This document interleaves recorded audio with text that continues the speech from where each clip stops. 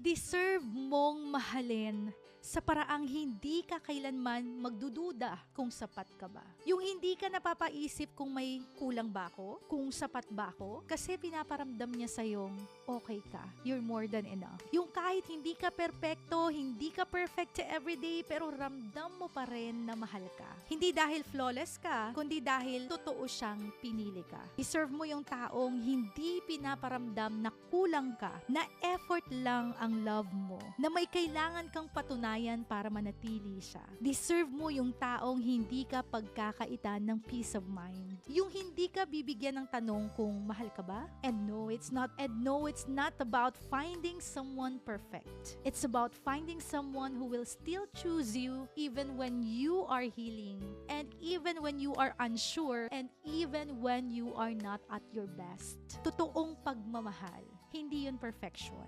Yan ang presensya na nagpapaalala sa'yo na may kwenta ka, na mahalaga ka, na karapat dapat kang mahalin ng walang pagdududa.